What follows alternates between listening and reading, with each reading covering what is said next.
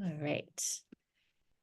Well, welcome all to the June monthly advisory meeting from the Broadband Consortium. We're delighted today, to have a couple of guest speakers. But before we get started, again, please feel free to put your name, organization, role, and your coverage area in the Tri-County region in the chat so we can have some information of you all on there. Today, we're just going to go through the agenda. We'll start with welcomes and introductions, as we're doing right now. Welcome all. Happy summer solstice. I'm Malika Ohm. I'm standing in for our Broadband Consortium leader, Shelby Arthur, who is on family leave for at least another month. But in the meantime, I'm here and I'm your partner in anything that you need related to broadband resources for the community, for the Tri-County region. So today we'll go through updates from our counties related to deployment and adoption efforts. We'll go briefly through some general broadband updates related to funding and the different agencies that we work with on the state. We have a guest presenter today, Laura Sasaki from the Broadband Equity Access and Deployment Program branch of CPUC. She's going to talk with us a little bit about BEAD and open up for question and answers. So we're super lucky to have her here today. Then we'll go into a regional collaboration update, and that will be an update from Tim, who works with the consortium as our GIS specialist, and give you an update on the pilot project of priority mapping areas. And then we'll go through a roundtable discussion, so where we invite you to provide us with any additional updates that we haven't covered already. And we'll close with a look ahead for July's focus area. All righty. So in terms of regional updates, I can start with Ventura County. The Broadband Consortium is working with the Ventura Council of Governments on their LATA grant to build out a regional broadband strategy. We, in the past month, have participated in several focus groups in each municipality and in some of the unincorporated areas that bring together stakeholders on issues related to digital equity and access and adoption. And we've had a lot of feedback from different partners. We've learned a lot about the programs that are offered in the different communities, and it's all important fodder for building out this regional strategy that we are hoping to coincide with FFA announcements and the continued development of the state's middle mile. In terms of Santa Barbara County, let's see. I think we have Chris on the line here. I don't think Jasmine is with us today. Chris, I'm gonna just provide a brief update related to SBCAG's LATA grant initiatives, but if you have anything that you want to jump in with, please feel free to do so. But in terms of Santa Barbara County, SBCAG is at the tail end of the JPA amendment that does provide them authority to facilitate broadband conversation or broadband activities for the county. The JPA has been approved by all 8 municipalities and then just goes to the county board for approval to move forward. And then SBCAG will be the lead for broadband in Santa Barbara County. In terms of San Luis Obispo County, I see, let's see, who do we see? I see Russ on the line, but Russ, I'll just give a quick update related to the upcoming SurfNet draft resolution that the CPUC is reviewing today. And that's all that I have from knowledge there, but I would like to open it up to any partners from those counties that would like to provide any updates. Yeah, this is Jeff Buckingham from Astound Broadband. Morning. Yeah, the City Council in San Luis Obispo confirmed our public-private partnership Tuesday night. And so it's nice to have that agreement in place. And we're also getting close to landing an undersea cable that has been kind of worked on for many, many months. So that may happen later this summer. Very cool. Can you provide us with any additional details on the P3 with the city of SLO? Well, and it's a public document, so it's out there. It gives us access to all the city conduit, gives them access, both mutual access to their dark fiber, our dark fiber. We take care of repair and maintenance and locating conduits and fibers and stuff like that for the city. And as part of this, we've applied for one of the BEAD grants, and so it goes into some of the detail about how we work together on that. So it's all out there if anybody wants to see it. Yeah, I'll drop a link in the chat in just a minute to the council item. But I think the other important thing that was part of that agreement is that Astound's honoring the pricing commitments we made in the FFA grant. And so that gives some affordability surety to the community as well, which I think was a really important part. And I think one of the unique things in that agreement that we put together was a process that the city can be involved in some of the expansion plans and helping make sure that we're both meeting kind of Astound's private obligations as well as the public concerns that we have around access and affordability around the city. And so we'll be working together in a much closer partnership on that than other agreements might have done. Yeah, and it's interesting because we really work well together and have for many years, and this just takes things to the next level. So I think we're all pretty excited about it. Yeah, very exciting. Very exciting. And do we have any updates on the Pismo, I think it was Pismo, Gig City fancy name that we were coming up with? No, I still can't get the marketing people to commit. I think my personal view is we should kind of refer to it as Fiber City, because there seems to be some kind of people feel it's a bit limiting to call it gigabit since it's multi-gigabit.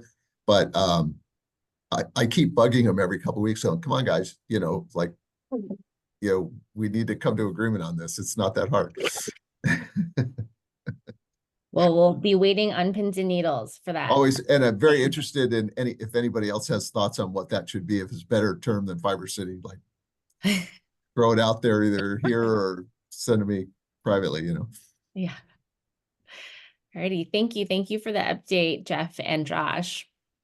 Do we have any other San Luis Obispo County updates? I'll just throw one in here. This is Bill from the county office, the administrative office. We had to do a little bit of a switcheroo. We're working on with the Oceano fire divestiture of the CSD in terms of doing our low-level design work with a lot of grant. And it looks like we figure out a way to accommodate those changes logistically and specifically on which parcel and whatnot, and what the county's going to own, what the CSD is going to continue to own going forward. But we're hoping that that'll all be completed very quickly and finalize the design work. That they've already been out in the field and done all the surveying and whatnot. And we're getting to the point where we hopefully have plans ready to go, and then sitting on pins and needles for FFA news. Yep. And did we, was there any forward movement in terms of the Office of Broadband for the county in the previous supervisors meeting?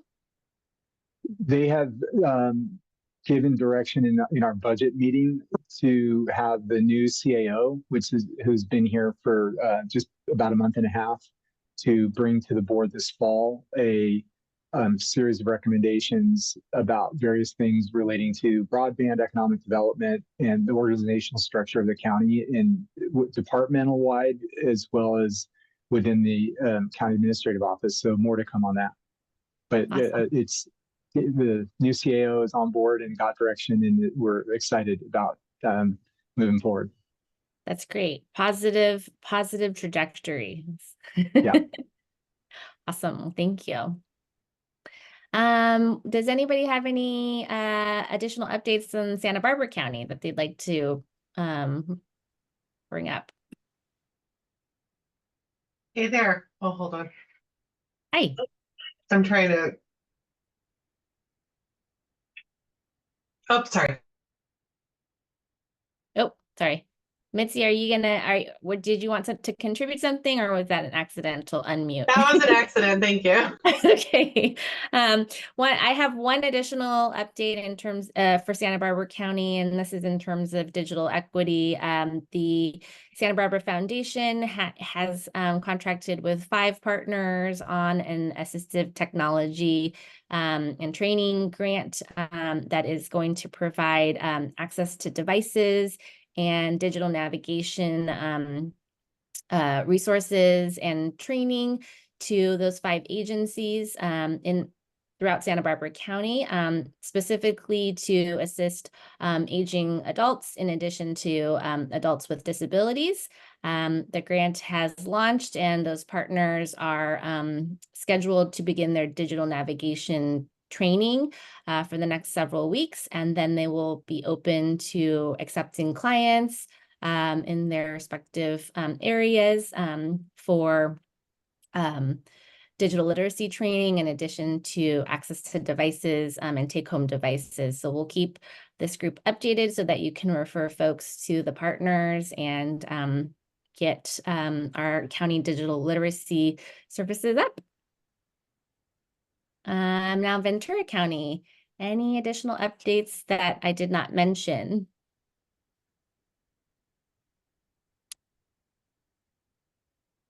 Malika, I'll pitch in here. On behalf of Ventura County, as many of you may have already heard, is working very closely with the California Department of Technology. They are working on a joint build on the 126 between Santa Clarita and the city of Ventura. So the route segment would be a joint build for the state middle mile plus the county backbone, which is phase 1 of 4 phases between Santa Clarita. So it connects Santa Clarita, Piru, Fillmore, Santa Paula, city of Ventura, San Buenaventura, the city of Oxnard, as well as Wainimi. At this point in time, the agreements are being reviewed. There's been continued discussions between the CDT and Astound. Jeff, so you're nodding your head. This is public information because Astound did win the RFP process, and for the P3, not only to be working with SLO, but also to be working with Ventura County. The design engineering that our firm is doing is now complete. The fielding was also complete. We are putting in our bill of materials, and we are putting together our construction bid packets as we speak. Those packets are going to go out, and because of FFA and the grant award application that was submitted, and the quick turnaround that we see from the state from the time of award to the time of completion, which is 18 months if CEQA is not involved, we've got to get on this very quickly. So everyone is ramping up. There are 5 agreements, actually now 8 agreements that have been agreed by city councils, the board of supervisors just 2 days ago, and many cities too, both Santa Paula, Fillmore, and San Buenaventura have city councils have approved public right-of-way use agreements with the county. The county has right of use agreements now with BCTC, the Ventura County Transportation Corporation. We are working from time to time with the COG also on planning for digital inclusion and how the assets can be leveraged to provide new opportunities for local workforce, technical training, jobs, opportunities, and training for adults and for youth, and many other community-related programming options. We've taken care of all the legislation that we need to, so we are now just sitting by speaking with the CDT and the CPUC. They have reached out with many questions in regards to our FFA application. We do have a number of other clients in the state of California that have heard from the CPUC as well. We're addressing the CPUC's questions. We have actually had a client get awarded in Northern California for their FFA award so far. We have also seen the others that got awarded. Malika, you'll probably go into that later in this conversation, so I won't take that up the time up now.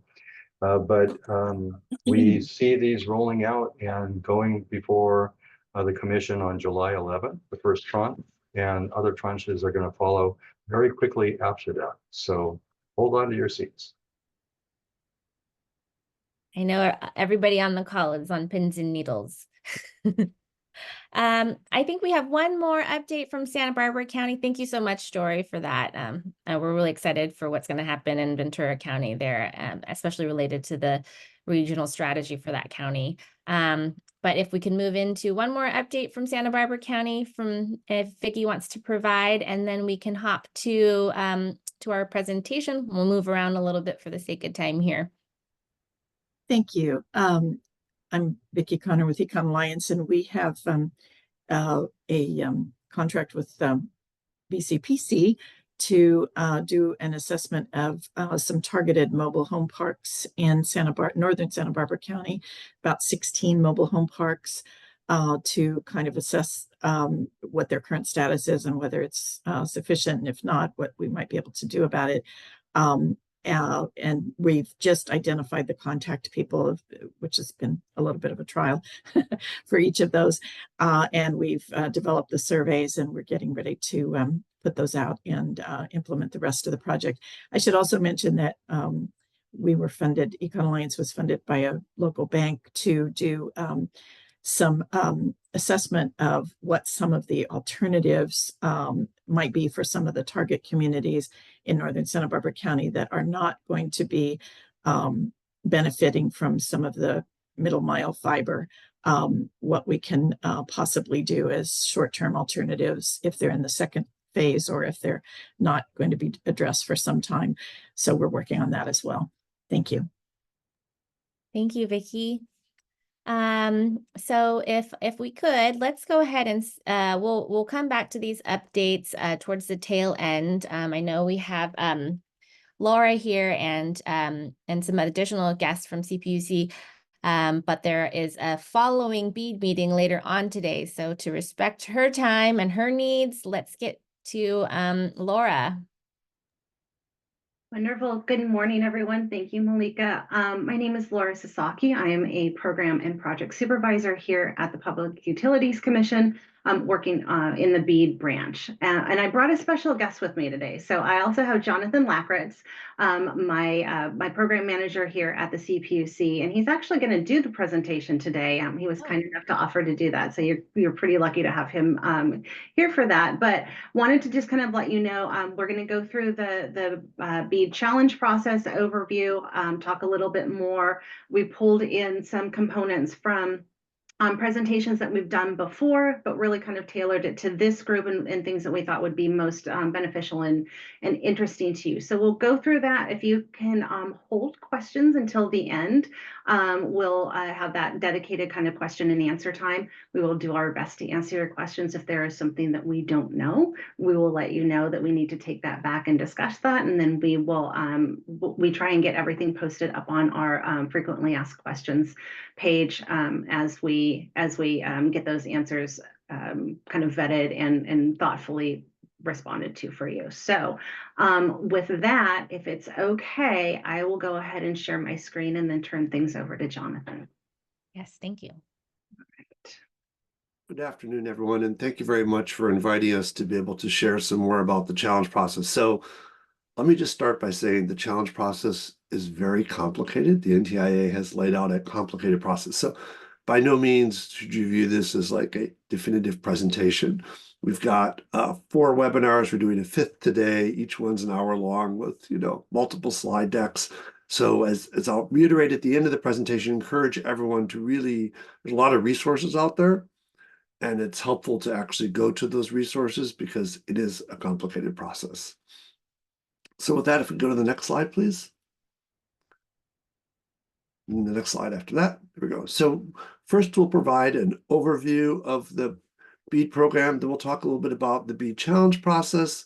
We'll touch a little bit about some of the cost quest licensing, though I imagine many folks on this Zoom call today already have navigated that, but just to do that, and also talk about some of the other resources that we have online and some additional resources that we'll be posting. And then we'll have a Q&A period. We need to end at about 12:30, so we have time to prepare for our next presentation, but I only anticipate talking for about 20 minutes, so there should be plenty of time for Q&A. Next slide, please. Slide after that. So what is the BEAD program? As you probably all know, the Broadband Equity Access and Deployment, or BEAD program, was created by the Bipartisan Infrastructure Investment Job Act in 2021. It allocates $42.45 billion of federal funding to all 50 states, Washington, D.C., and territories. Our allocation for California is $1.86 billion. And it's administered by the National Telecommunications and Information Administration, NTIA. And to explain, administered is a very literal word being used. They closely monitor everything we do. They also are going to be approving the results of our challenge process, and they'll also be ratifying our recommendations once we go through the subgrantee selection process. So all along the way, we are working hand in hand with the NTIA. So overall, the goal of the BEAD program is that in each state, they will submit a solution, a series of proposed grants that will result in 100% of the unserved and underserved locations being served. And this is going to be through a mix of technologies. Some of it's going to be fiber, some of it's going to be fixed wireless, and some of it's going to be satellite, or what they call unreliable technologies, which also includes non-licensed fixed wireless. And so we anticipate in California that we are going to have a variety of these solutions being presented to us and approving them, so that we're not, while there's a preference in the BEAD program for fiber, it is certainly not a requirement, and we anticipate there's going to be a variety of solutions that are going to be tailored to the unique geographies of where the solution is being presented. Next slide, please. So the BEAD program has, the NTIA has laid out prioritization for funding. The first priority is unserved areas. That is areas that do not have access to internet speeds greater than 25.3. After that is underserved that have internet access with speeds between 25.3 and 120 megabits per second. And then after that are community anchor institutions that have service under 1 gigabit symmetrical. So we are focusing in California primarily on unserved and underserved areas. And if there's money left over from the 1.86 billion, we will be then focusing on community anchor institutions. Next slide, please.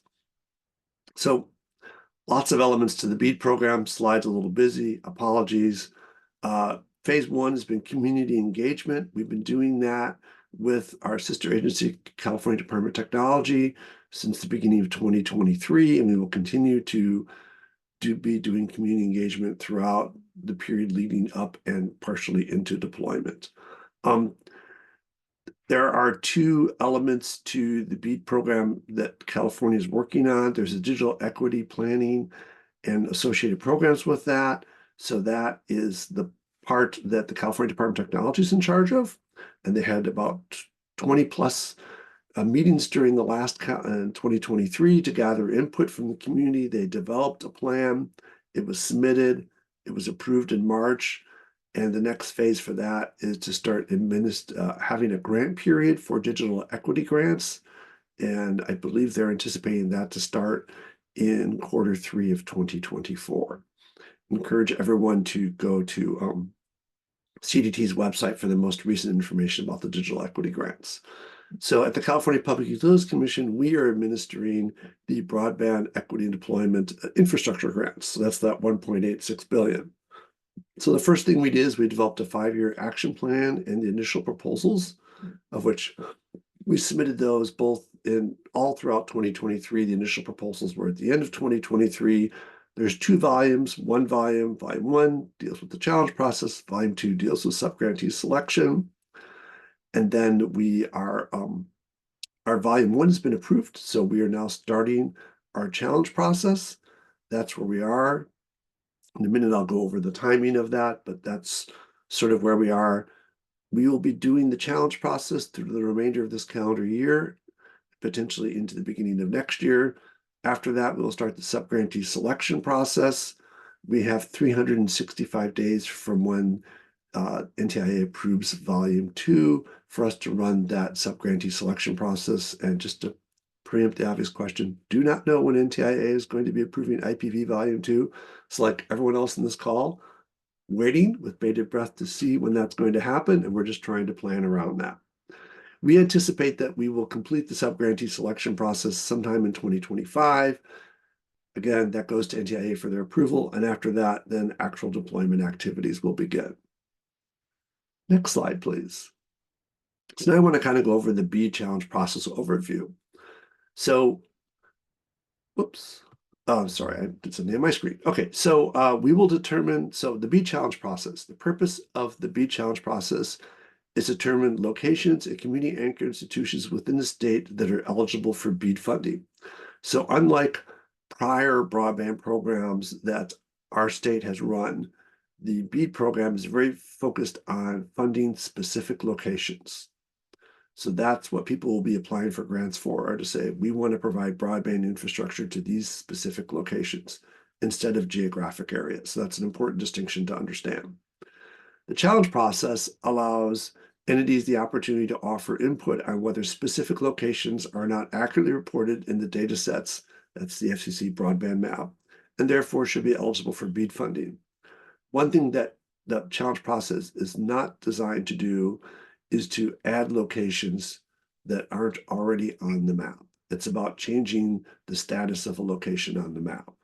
To add locations, entities need to work with the FCC through their process to add locations to the broadband serviceable fabric.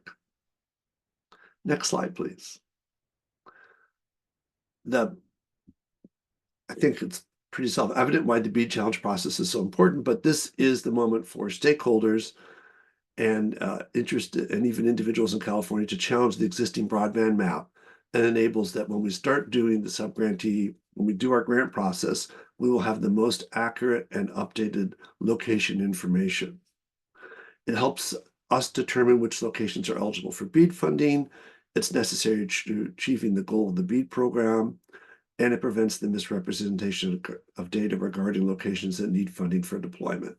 So we're very interested in engaging and working with local governments, tribal governments, nonprofits, and ISPs to make sure that when we come out of the challenge process at the end, we have a map that's as accurate as possible. Next slide, please.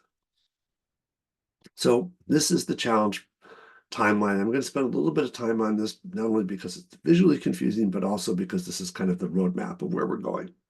So starting on the left-hand side in the orange colored box, we are at the point now, what we're calling the preview period. So we've made available on our website a map of eligible locations, a website for members of the public where they will be able to submit information that permissible challengers will be able to submit challenges on their behalf, and data sets for unserved, underserved, served, and CAIs.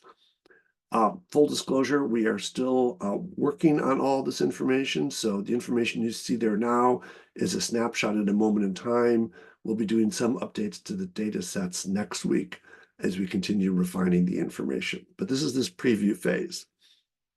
On July 8th, we start the challenge process. So the challenge process has 3 phases in it. There's a challenge phase where permissible entities are able to file challenges. There's a rebuttal phase and a final determination phase. So in the challenge phase, permissible challengers may submit a challenge via the challenge portal. We're only accepting challenges through the challenge portal. So it's important to register for the challenge portal and kind of spend a little bit of time familiarizing oneself. After the challenge phase ends, we're required to review the challenges that have been submitted to make sure they meet the minimum level of evidence that the NTIA has required for challenges. Once that has been completed, we will then open the rebuttal phase, which should be on August 21st. And this is the phase during which service providers may counter evidence for challenged locations. That runs for 30 days. And then the next is the final determination phase. This is a phase during which the CPUC will review all of the challenges and also the disputes to the challenges, and then reach determinations. Once we have completed that, we then submit the results to NTIA. NTIA will review the results and then let us know if they have any concerns or feel that there should be different results. And then basically at the end, they're going to approve the CPUC's determinations, and then that becomes the final map that will be the map that which grant applications will then be taken against. So that'll be the final list of eligible locations. The start of the process on July 8th and the end of the process on November 4th are relatively fixed. How long NTIA takes to review it, that's just a guesstimate on our part. For those of you who've been kind of following this across the country, there are some states that have had their the results of their challenge process under consideration for multiple months. I anticipate, because California is we're starting our process about 2/3 of the way into all the other states, that it'll be faster by the time they get to us. But of course, we also have more locations than any other state in the country. So we're going to have more challenges. There's going to be more for them to review. Next slide, please. So who can submit a challenge? As I mentioned, there are 4 categories that NTIA allows. They call them permissible challengers. There's local governments, tribal governments, nonprofit organizations, and broadband service providers. Obvious question is can individuals participate? And the answer is NTIA doesn't allow them to submit challenges directly, but members of the public will play an important role in the challenge process because they'll be able to identify inaccuracies and then work with eligible participating local governments, tribal governments, or nonprofits to challenge the maps. And we have a specific part of our website where individuals can go and register the information that then a permissible entity can file a challenge based upon. And we're doing a webinar at 1:30 to plug for that will walk through that in more detail. All this is up and available right now. And so at the end, I'll give you links in this presentation about where you can kind of go and take a look at it all. And we realize that entities like members of the Broadband Consortia here and other local governments and nonprofits are very interested, and we're happy to work with you all to be able to set up a process. We have a process in place that we think is maybe not the best process, but given the NTIA rules, at least as a process that could be used to collect the information from individuals and submit it. It is possible also for permissible challengers to collect information directly if they want to and submit that information. So you don't have to use the consumer website that we've set up. It's just a tool that's available. Next slide, please. So the slide has some suggestions about how permissible challengers can engage with individuals, outreach, engagement, promote participation, and then submitting evidence on the behalf of individuals, as long as it meets the evidentiary standards. I'm not going to go through this in detail because it's what our afternoon webinar is about. It will be recorded. Encourage you to watch the recording because that will provide a lot more information. Next slide, please. As I mentioned, permissible challengers can submit challenges, which is basically submitting evidence on behalf of individuals in the pre-registration process. So every permissible challenger has to go through a registration process, which is relatively straightforward. One of the questions in there is whether the permissible challenger is willing to submit challenges on behalf of individual members of the public. It does not obligate the challenger to do that, but it permits them to do it. And then I'll ask them if they want to do it for specific counties or if they want to do it statewide. The CPC recommends you select yes, even if the permissible challenger is not sure if they want to do it, because it's easier to have the option than to not have the option. this will increase the whole goal of this is to increase the amount of evidence that can be provided in the challenge process. We're going to have additional resources and materials. I'll go over those at the end of the presentation. Next slide, please. So there are quite a few different types of permissible challenges. I will briefly touch upon them in this presentation. Encourage folks to watch the more detailed webinars. So the common types of challenges that we expect to see based upon experience in other states are challenges related to the internet speeds and other specifications, challenges about whether a community anchor institution is eligible and whether it's receiving gigabit service, challenges about enforceable commitments, and then challenges about planned service. The last two are really more what will happen in the rebuttal phase as ISPs engage and respond to challenges. Next slide, please. So this is a graphic that talks a little bit about some of the challenge types that are likely to be filed. Some of them are going to be related to availability. Is there service? Is there not service in the area? The speed of the service, latency, technology, data cap, business service. Next slide, please. There's also enforceable commitments, planned service, not part of an enforceable commitment. Location is the CIA and location is not a CIA, community anchor institution. So as you can see, there's a lot of challenge types here.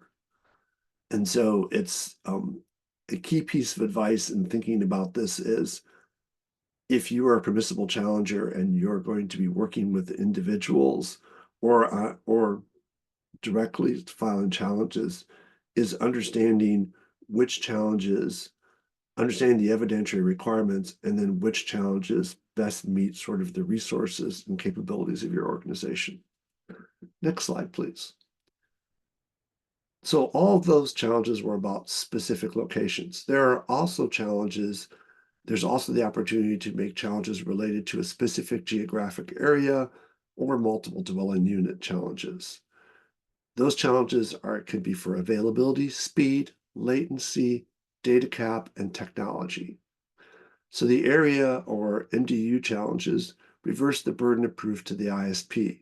If a certain number of challenges have been submitted for an ISP serving an area or an MDU, then the process requires the ISP to respond back with information that they are providing service in that area.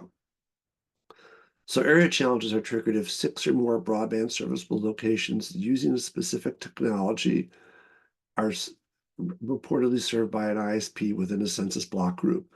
Then the ISP bears the burden of proof of demonstrating that they have a deployed technology that meets the speed standards as established by NTIA. For MDU challenges or multiple dwelling unit challenges are triggered if the challenges are submitted for 1 unit for MDUs with less than 15 units, 2 units for MDUs of between 16 and 24, and 3 units for larger MDUs. So to kind of clear up a misperception maybe out there, in an MDU setting, not every single unit needs to file a challenge. It's enough as specified here to then trigger it. And again, the way the trigger works is the ISP will be informed that there's been an MDU challenge, and then they have to meet the requirements as laid out by NTIA, which roughly speaking is they have to show that 80% of the units or 80% of the locations in the area challenge receive that, 80% of them receive 80% of the speed, the minimum speed requirements. It's more complicated than that, but at a crude level, that sort of captures the concept. Next slide, please.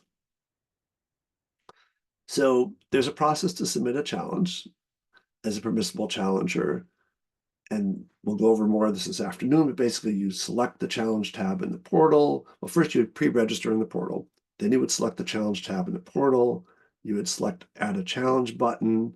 You can either do it by doing the map or selecting a specific location by typing it in. Then you select the challenge type. You'll create a zone or select locations if you're doing an area challenge. And then you would upload evidence and fill in the information, attest to it, and hit the submit button. Next slide, please. And we will have videos up on our website that will demonstrate filing some of the common types of challenges. So there will be information about that.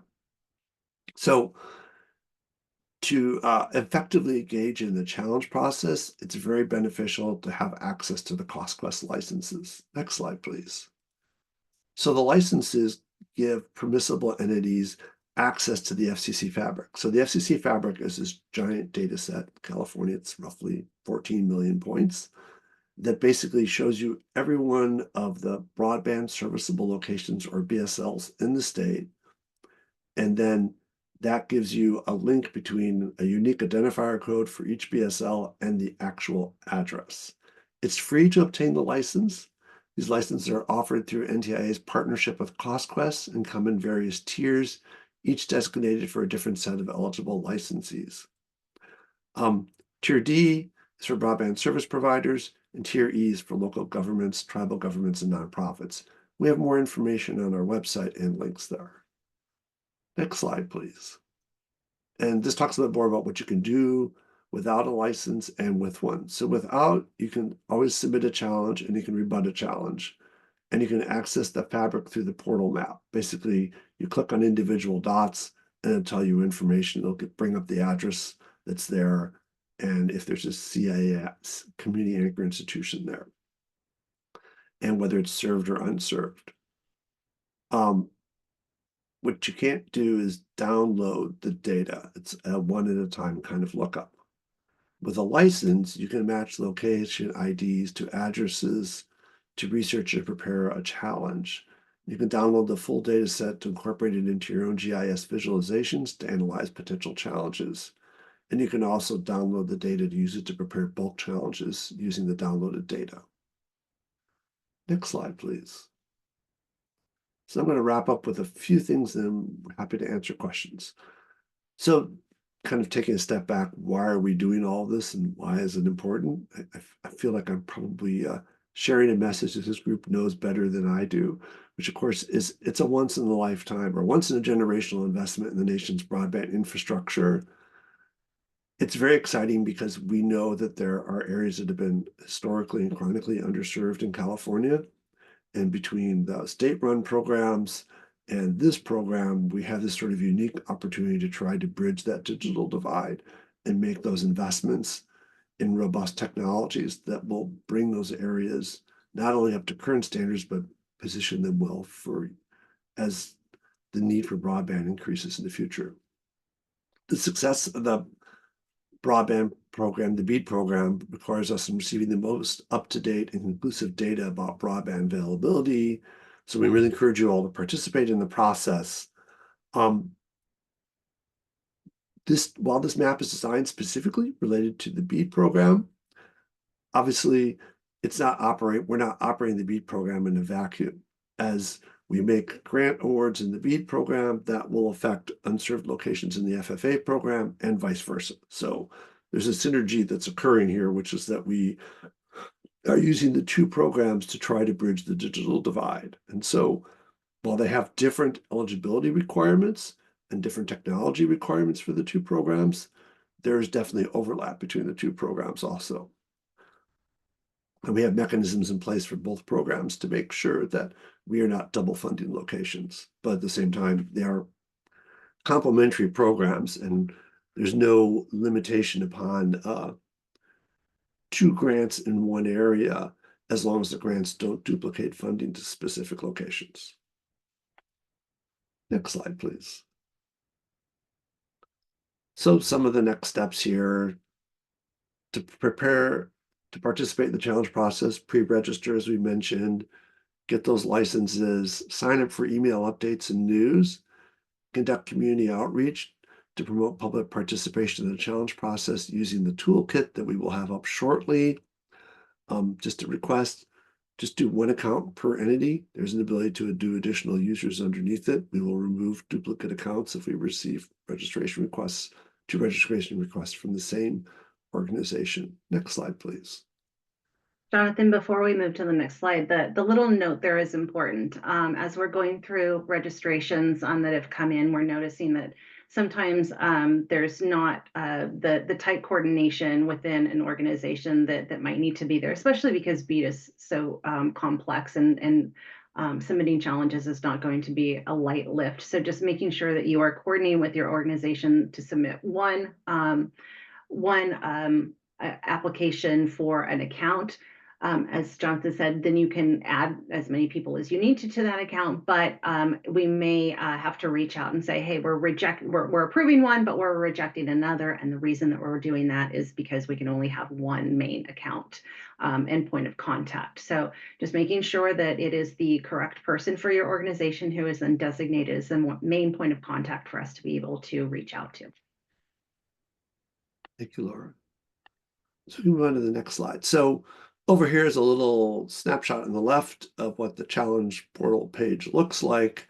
It's got the map on it. It's got a data downloads, information for individuals. That's where individuals who are in California are able to submit their information that then permissible challengers can use. It's got a page for challengers, and it has a page and other information is up there too. So encourage everyone to kind of go to the challenge portal, take a look at it, specifically take a look at the map to see sort of where the locations in your area, and there's guides and instructions online. Also, please make sure to review the challenge types and evidence standards. This is a very exacting process. So there's specific types of challenges and then specific types of evidence needed to be provided to support the challenge. Double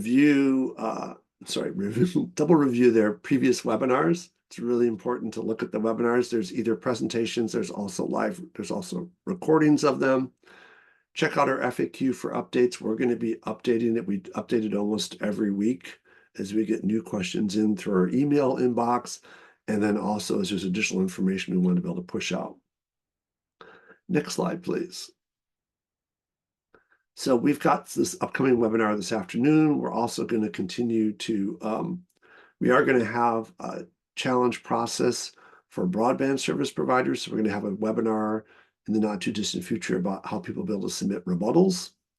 And then we are also going to continue, we've had a series of office hours, and we'll be establishing more office hours related to the, once the challenge process is sort of kicked off. Does that end our presentation? So there's links in here if you have questions about how to use the actual portal itself for any technical assistance. As I mentioned, ready.net is the entity we partnered with to run the portal. And if you have general questions about the BEAD program, please send them to our email inbox at bead@cpc.ca.gov. So before I get to questions, I just wanted to share a couple other pieces of information. Maybe we can take down the slide deck. So you might be at this point thinking, this is an incredibly complicated process. How do I engage in it? Do you have any tips about like what's the efficient way? I'd like to say I have a magic bullet. I don't. But I think two important points to think about as you're getting ready to either submit challenges or working with individuals. So while an individual may have a legitimate challenge about whether a specific service provider in an area meets the standards or not, NTIA has set up a mechanism where that to change a location, for instance, from served to underserved or from served to unserved, there needs to be a challenge for each one of the providers that claim to serve that location. So if a location, for instance, like my house in San Francisco has 7 service providers that claim to serve that location, it's going to be a really hard location to flip because there would have to be 7 successful challenges. So thinking about areas where you're to concentrate when the energy's on, it would be areas that you know are chronically underserved because there are limited options. So that's one way to kind of think about it. So dense urban areas are harder to flip because they generally have more service providers, but that's not always true. There are some urban areas, specific urban areas that do not have very many service providers. The other thing is that it's all about meeting the evidentiary requirements. So reading and understanding those evidentiary requirements, making sure the information that's provided meet those evidentiary requirements. That's a key part of it. So if the evidence isn't submitted in the challenge period, there's not a period to sort of make up the evidence afterwards. So it's about getting that evidence in and making sure that you've kind of checked all the boxes to make sure it meets all the evidentiary requirements. I think those are the two sort of like ways to focus and hopefully help focus your activities. It's a big task. I'm not gonna pretend like this is an easy process. It's not. A lot of it is us following what the model NTIA process is, but we are hopeful that we will improve the accuracy of the map. With that, I think happy to turn it over. Unless Laura, is there anything you would like to add? No, I think it's probably time for questions. Great.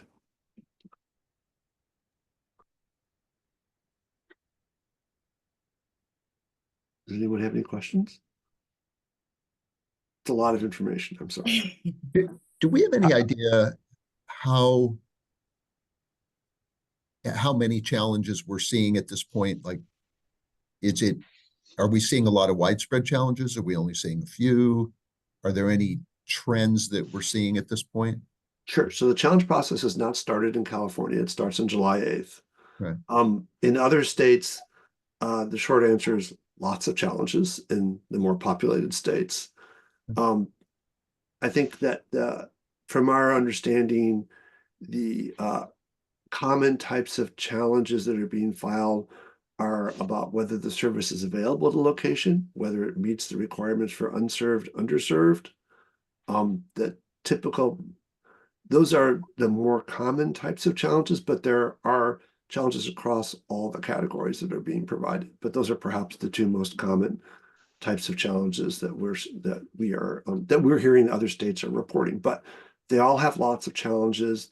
They all are seen in the state of Illinois. I think, don't quote me on this, but I believe they received over 100,000 challenges. 100,000 locations were challenged, and over 200,000. Over 200,000. I think it was something like 10,000 challenges were actually filed. So some of them are multiple locations and challenges. Yeah. So that kind of gives you a sense. Of course, Illinois and California don't look at all the same. Having grown up near Illinois, I can say that it's not at all like California. There's no mountains, there's no ocean. So, it's that's going to affect also sort of, we have a very unique and diverse state in California, which means that we will probably see the broadest range of challenges that are out there, because if you think about what it looks like in Santa Barbara versus what it looks like in Alpine County, it's like they're just two completely different places versus the Central Valley. So we're just going to see a lot of challenges in a lot of different types. Other questions? I have a question. Sure. Does the evidence have any requirements for dates? For example, let's say a challenge is based upon service in an area where something was under construction at the time the challenge was submitted, but in the rebuttal, the service provider, say my company or a competitor, has subsequently begun to provide service in that area. The short answer is yes. I'm not going to attempt to give the longer answer now because it's a little bit complicated, but that's covered in the both our initial proposal volume 1, but also in the NTIA's guidance documents. We also covered it in one of our webinars. Unless, Laura, do you have more to add to that? No, and I'll put some, as Jonathan's kind of talking through some stuff here, I'll put some of those links in the chat for you. The general idea is that there are time periods during which service providers need to be able to, they can't assert, for instance, that I'm going to provide service in 5 years from now. It's a very narrow time frame during which they can assert they're going to be providing service, and they have to provide evidence to demonstrate that they're actually constructing the facilities. But it's more prescriptive than that in terms of the time periods, but that's the general kind of concept. Thank you. Sure.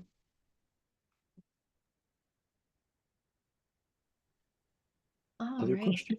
I have a question, and this can probably be taken offline if this is not appropriate timing. But as far as consortia is concerned, we've been advised that we are not to participate in any of the BEAD in BEAD related activities, which is why we're so thankful that you are representing BEAD in our advisory meeting today. But do you have any recommendations for us? Should we direct folks to caseworkers? How do you want consortia to continue involvement in encouraging the challenge process? So let me take a step back. My understanding is that consortia can participate but will not be compensated for the activities. And of course, individual consortium members many of them are permissible challengers, not all, but many, if you meet the requirements that we mentioned earlier. In terms of actually engaging, if individual engaging with caseworkers is an excellent choice, as is also, you can always send requests for information to our email inbox. I think we're working with a number of community-based organizations, nonprofits, and with local and tribal governments. And that's the program that NTIA has laid out. Those are the permissible challengers. So there are resources and tools for them there to be able to do it. There's going to be, of course, individuals who will hear through a variety of different channels about the ability to file a challenge. And so just if one is willing as an organization to qualify in a permissible entity to participate in the process, just going through the pre-registration process and saying that you're willing to file challenges on behalf of individuals is also going to be an important role, because we will get these challenges in, but they won't count or be considered until a permissible entity. And it's a straightforward like flow process for a permissible entity to submit a challenge, but there are certain steps that they have to do. They have to review the evidence. They're going to be attesting to the challenge. And as you might imagine, because the evidentiary standard is complicated, there are going to sometimes we'll have to work with individuals to have them, provide the appropriate information to make sure it meets the evidentiary standard. I don't know if that answered your question or not. It gives a little bit more direction. Thank you. Well, I know that you folks have to head off to prepare for your next meeting. So I just wanted to again express our gratitude for your participation today and the information, and we'll continue to share information to connect with the BEAD team for folks that have questions and that we can't answer and we can't direct as well. So we really appreciate you, and you have a big task ahead of you. I'm not your role. I do want to thank you so much, and thank you for inviting us. I do want to make one other pitch, which is that, just like the FFA program, want to make sure that everyone understands that if there is no application in an area, there's going to be no grant given. So really want to encourage particularly the consortia, as you've always had a leading role, to help organize applications for areas, because at the end of the day, got to have those applications to be able to issue the grants. And thank you for inviting us. Yes, thank you. Thank you all. All righty, it is 12:30 and we do have an update. Nadine, we can run through these. I'll run through these very quickly before we go into Tim's presentation, just so that we have these kind of critical updates up. I just wanted, in terms of the Middle Mile Broadband Initiative, there is an advisory committee meeting scheduled for July 19th. There are some updates on the Middle Mile Broadband initiative website relative to the network status. And these are just a compilation of the miles for our region. I did also receive a message from the MMBI team relative to their customer sounding efforts, and that is their invitation for stakeholders, that would be last mile ISPs, local governments, et cetera, to engage with their customer sounding project in trying to understand how folks might want to interconnect with the middle mile broadband network. And they have provided me with the survey that I'll drop in the chat here that folks can submit. In addition to that, I'll be holding a follow-up meeting with their team to see and inviting folks if they want to participate to understand what the customer sounding is like and to voice some opinions or desires relative to how agencies and et cetera can connect to the middle mile network. Next slide, please. And in terms of last mile programs, I think Jory alluded to this in the beginning of our chat today. Federal funding account has is starting to move along. CPUC has recommended their first round of grant awardees with 11 recommendations from 2 resolutions and 3 projects awarded via resolution and ministerial review, which come to approximately 105 million of the $2 billion bucket. Also a reminder that the CASF Public Housing Account, Tribal Technical Assistant Program, and Adoption Account current cycles are closing July 1st. And a heads up that as we are speaking, as we are meeting, CPUC is in a voting meeting to vote on those resolutions for the FFA account, in addition to other CASF grant opportunities, and one that is particularly relevant to our consortia and our community is the SurfNet Communications 3-county fiber ring project that encompasses SLO County and 2 counties adjacent to the north. We do anticipate that that will go through, so that will be great for San Luis Obispo County to have additional providers. And then in addition to that is the draft resolution that increases the budget authority of CPUC to administer 136 million in CASF accounts, which represents about 60+ million in addition to what they are currently eligible to provide grants for. And then just a reminder that broadband caseworkers are available for assistance with all of these applications as well. Josh, you said, yes, so the, oh, yes, you're right. The FFA application, well, actually, the, I do believe, you might be right here. The FFA recommendations happening on July 11th instead of 6/20. I think that's correct. The 2 weeks prior was the notification and not necessarily the voting. I'll double check that. If anybody else wants to correct us, then we'll take your word for it as well too. With that, Nadine, if we could go to Tim. Tim, we have about 25 minutes here. We just wanted to provide you folks with an update on Tim's mapping platform project. Okay, thank you, Malika. Do you see my screen? Oh, wait, let me do that. You see my screen, Malika? Yes. Okay, great. Let me then let's do this. Okay, hello everybody. My name is Tim, doing mapping support for the Broadband Consortium, here to give you an update on the mapping portal initiative that we've been getting ready for some time. I know that a number of you have seen my presentation in the past, or we've even had one-on-one calls. So hello again to my friends out there, and welcome to my new friends that are hearing this presentation for the first time.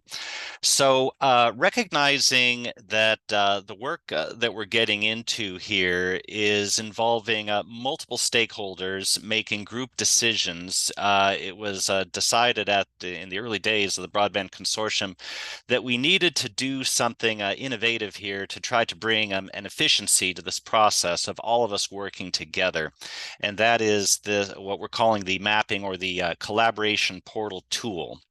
that that is now at a point where we're launching it. Now, the mission of this tool is to bring all the many stakeholders together in a common environment based around shared maps, since this work we're doing is tied intimately to the geography. So this is based on map data and mapping interfaces. And the mission of the tool is to enhance the efficiency of the project planning and the execution of the projects that we're doing, ultimately I'll move my cursor around so you can see the bullet points I'm going through. Ultimately for the efficient achievement of the Broadband for All initiative, SB 156. In our 3-county region. Oh, also, Malika, I want to say welcome you again to jump in anytime to add any context that you want to add, because I'm going to be sticking kind of to the technical aspects of this. So that is the mission of what we're doing here. The status of this mission is to inform you all that we're now going live with the pilot launch. The portal tool is ready. In fact, the portal tool has actually been ready for some time. It is a commercial tool that's been in use for some years, being provided by a commercial technology partner. And we're doing the pilot launch starting now. Ultimately, we would hope to have a very large body of users of different forms of stakeholders out there. But in order to get this going in a more controlled fashion, we're soliciting volunteers to step forward and work with us as we get our processes sorted out, and then pilot users will lead to other users, and ultimately we're looking forward to having a large body of people across the 3 counties. Now, to remind you all, the details of the tool is this is intended to provide a common data portal of data being shared into the tool, but still owned and controlled by the individual stakeholder members. Okay, so common data from multiple contributors. And then this data is intended to be a source for interactive maps and other kinds of dashboards so that the data can be consumed and used in the process of the planning that we're going to be doing in the various projects and sub-projects as we move forward. Ultimately for the purpose of improved collaboration and improved efficiency. And so what do I mean by that? As I've been having some more detailed talks with some of you out there and doing some discovery on the kinds of frustrations people are having, what I've been hearing time and time again is just discovering what data is out there, and having access to that data is a common frustration. And so through a tool, through this tool that we're launching now, being able to look in one place for any sort of data that might be being held by a different regional stakeholder eliminates a lot of the work that goes into data discovery, and then having the data having been shared into this tool in a way that makes it reshareable out to other people eliminates a lot of the effort in processing someone else's data to work in your system. So I've illustrated this in the graphic over on the right, where we have different kinds of stakeholders. This can be governmental players like county departments and cities, CBOs working on different kinds of social issues, telecoms and other kinds of for-profit entities, and anybody else that I haven't thought to list here, sharing their data into the common repository, and then that data being discoverable by other people for access through maps or different forms of dashboards. And the name of the game here is inclusivity. If I haven't mentioned all the different kinds of stakeholders there are out there, that doesn't mean that we're not interested in them. Ultimately, we're interested in building a tool here that's going to be really a new kind of infrastructure that's for use for anybody doing any kind of work in the 3 counties, initially for the purposes of broadband for all, but hopefully as a legacy for people in the 3 counties to use for other purposes in the years going forward. And then finally, as I end my prepared slides, so to bring this back to the start, our call to action here is we're doing the pilot. We're always looking for some additional pilot users at this time, or for anybody out there who's not ready to be a pilot user, you can still stay informed, okay, by being aware that this is happening and by being in touch with me. I'll be the one that's coordinating this, and I can be contacted directly through my email right here. You can take a screenshot of that email, or in the chat here on the Zoom call. I did put my information there. Malika, would you like to add anything to what I have said so far? Yeah, I think maybe we can give a little bit of color of the types of data that is currently in the pilot or in the product, right? So you've compiled data from multiple map sources, so that one could essentially go to a region and see the different layers, whether they be the middle mile, whether they be FFA account applications, whether they be other grant applications, whether they be Justice 40 disadvantaged community distinguishers, and then also being able to query that data to provide a data dump that would essentially help folks, cut time in terms of efficiencies and pulling data from multiple sources, right? So I think, currently we had talked yesterday about, well, we're building this pilot. There are all these grant tranches that are currently happening, and they may be ending right soon once things are awarded.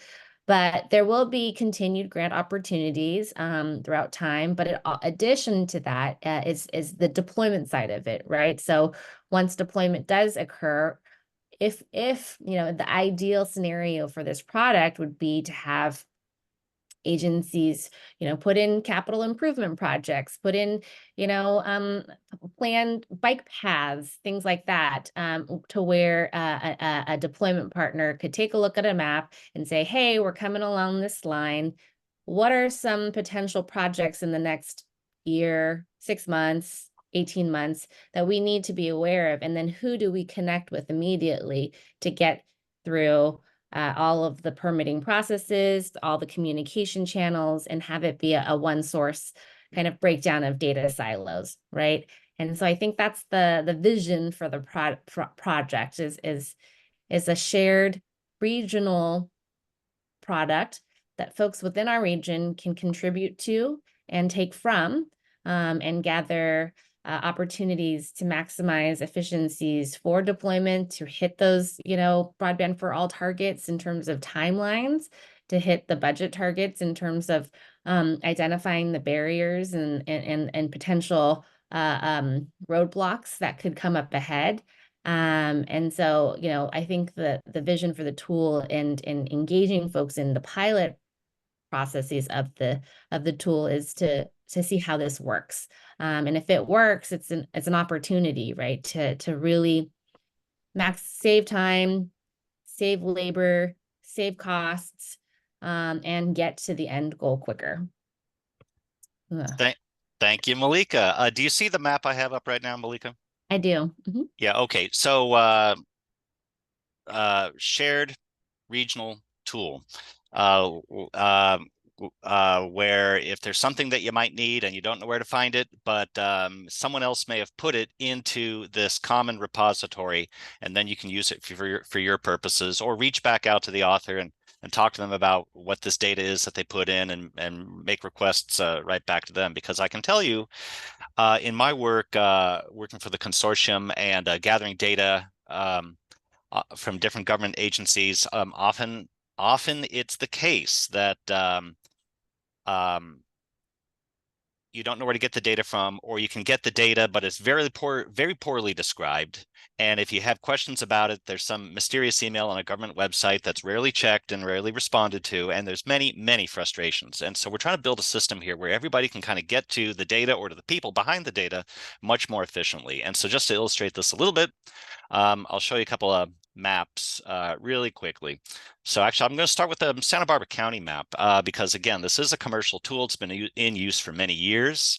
This is a real-life usage by Santa Barbara County Department of Public Works, and a map that they have up on the public internet.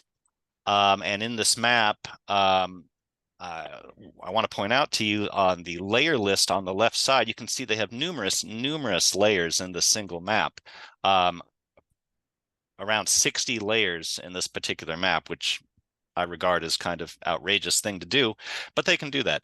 And in their overall data library, they have over 300 data layers of different sorts in their library, deployed across a dozen or so maps, some of which are private for just county worker usage only, and some others are public, like this particular map is, that has the 60 data layers.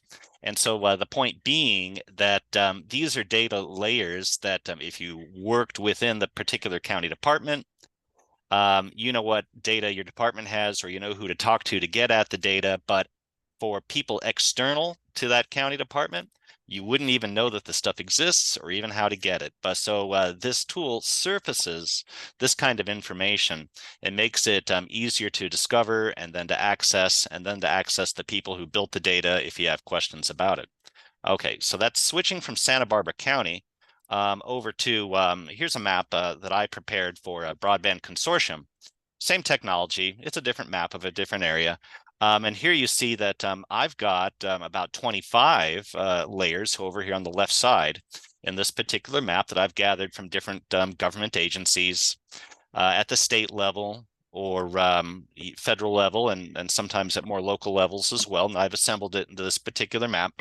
And so for this map and this data, I would be the authority because it's not my data, but I know where it came from and I could answer questions about it, or go and get the data refreshed when I need to. And so what we're trying to go from here is a scenario where there would be multiple authorities on data interoperating through our shared portal, and rather than someone like me being the single authority and potentially being a bottleneck to workflows. And so we want to stand up extra people to be authorities of their own data.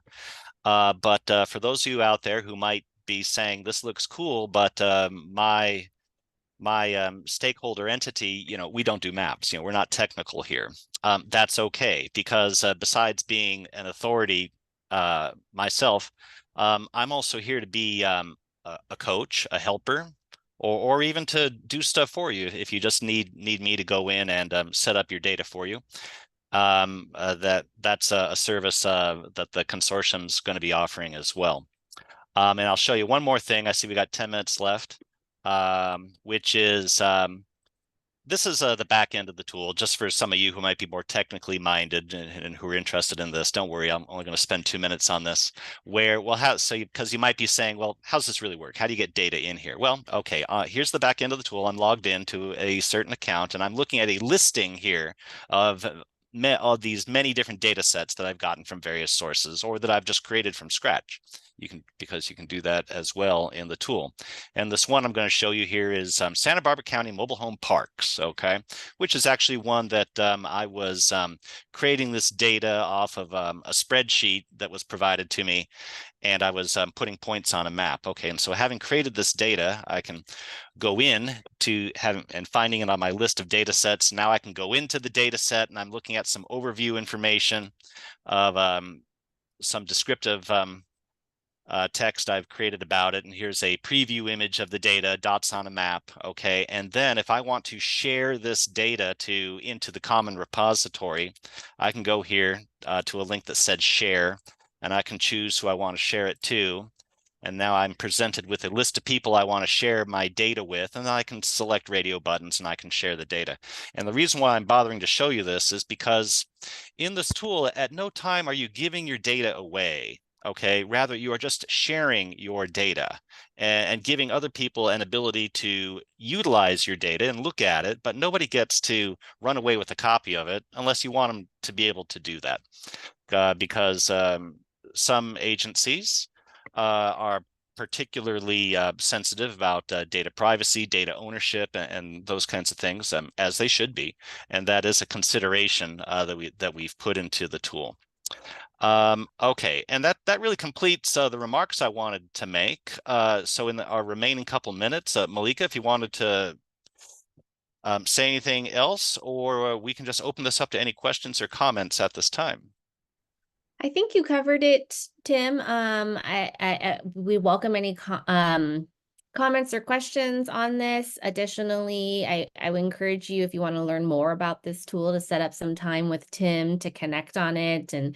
And as he mentioned, it's in the pilot phase, so we need additional participants. We have some participants already, but we need additional folks to create a robust tool that actually works for all of our stakeholders. That's service providers, that's local governments, that's our CBOs. So definitely reach out if you have questions related to that. Or if anybody has any comments or questions right now. Yeah, we have a few more minutes. Are there any hands up?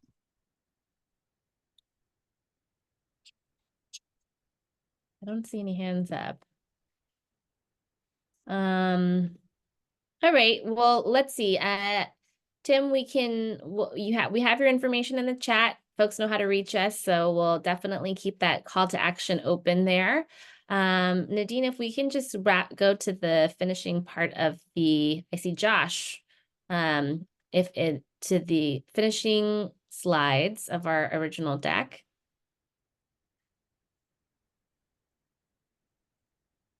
All righty. These are some legislation updates I wanted to call to folks' attention. Legislation related to broadband. I'm not going to go through every bill, but it will be in the recording, so we do encourage you to take a look at them. Next slide. In wrapping today, I just want to give you an update on what we're going to talk about next month. Next month, we'll have a progress update on our VCOG Ladder project, and that is a deeper dive into the Ventura County broadband strategy, which will encompass currently some detail on a collaborative network partnership, the regional strategy report identifying priority areas of need geographically and in terms of digital literacy, and then also some reference to our last mile pilot suggestions. So we encourage you to participate in that. We know that all of our stakeholders that participate in these calls have much more knowledge than we do in a lot of these areas. So in being able to contribute, you're contributing to the regional success of our area. And so we would hope you participate there. If you do live in Ventura County currently and would like to participate in a focus group for your area, please reach out to me. We are holding stakeholder focus groups as listening sessions, collaborative sessions throughout the next month through July. And we have one scheduled next week in Camarillo, another the following week in Ojai, and in Fillmore as well. And with that, we can wrap it up and open it up to any last minute comments, suggestions, updates that we haven't covered so far. It's kind of a fast wrap up here, and I do apologize for that, but I want to respect all of your time. So any parting words? No. All right. Well, Tim, I don't know if you noticed that Josh from the City of San Luis Obispo would like to learn more about the pilot. So if you guys can reach out, to Josh, that would be great. And with that, we can let you guys go. Thanks all for sticking in there today. And we hope to see you next month. Thank you.